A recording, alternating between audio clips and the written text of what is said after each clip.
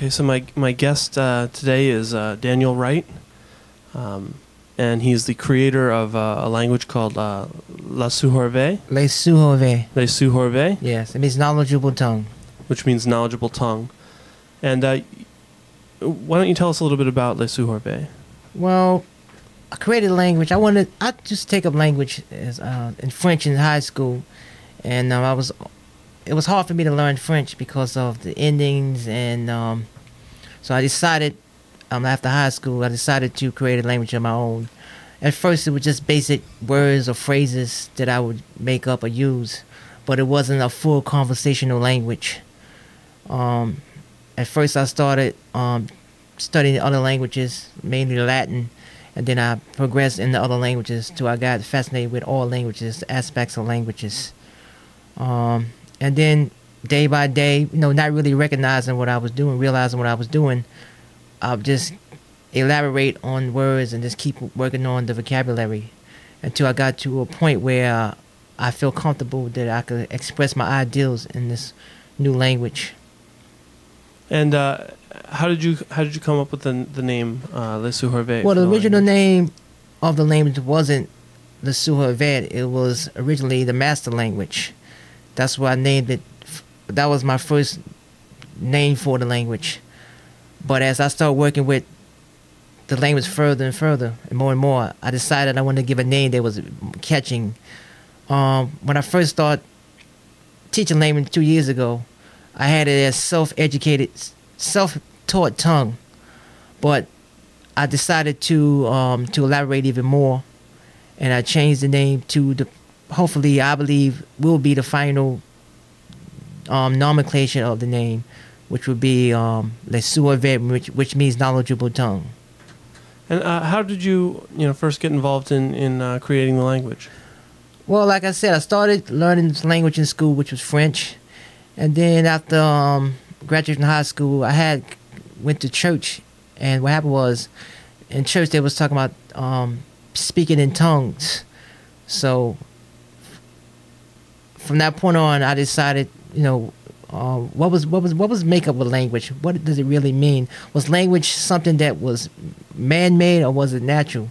And from that point on, I just started studying other languages. So I guess that you decided for yourself that language is man-made? Well, the language is man-made. It's artificial. All languages are artificial. The only thing is not artificial is our genetic makeup or our physical makeup to speak the language, the tongue. But language is, no one is in the world is born to speak a certain language. You can take any child and teach him any language from any stage of life, from birth. He can learn French. Language is a code. They would teach individuals, or would teach other human beings, to use these codes to express their ideals. And that's what's basically what language is. Once you start learning language at an early age, it becomes a part of your thinking pattern, and it becomes a part of your organs to produce these sounds. As you know, if we don't use certain muscles in our body, we either lose control of them, or we don't have we don't have much control of them. Let me say, like take a gymnast or a swimmer, because they use more muscles, they're able to control the movement of their muscles much more than a person who doesn't swim or do gymnastics or exercise. So that's what language is. We use certain parts of speech. We all human beings have the same language, the same organs to produce the sounds. It's just training each organ in our brains to speak the code in the manner which we could be understood within the group of people that we're speaking to. Was there a particular motivation for you in creating the language? Were you trying to be able to express things that you couldn't in other languages, or something like that? I was always interested in knowledge, and I found that words, when I was in high school, that I was always good at speaking, and I was good at expressing my ideals, and I was always creative in many things that I do. And so I decided let me take this information and put it to where I can understand it more. Because a lot of times, if I would take tests in school, I would code things so that I would be able to remember the things that are ideals that was given to me in English or any other type of classes that I took. You're starting to teach Lesuhorve now, right? Yes, I'm in the process of teaching Lesuhorve. It's a slow process.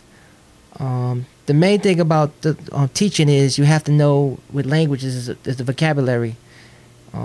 Since there's so many different fields in our society today than it was X amount of years ago, the vocabulary to build up the vocabulary takes much more studying in roots or where language development, how to create ideals. Okay, if you go back X amount of years ago, because you didn't have computers and robots and all this other electronic machines, you wouldn't need a word for that, you know. So now today, because the world has expanded in technology, I'm trying to make sure my language cover every field, you know, of the basic layman terminology and technical terminology.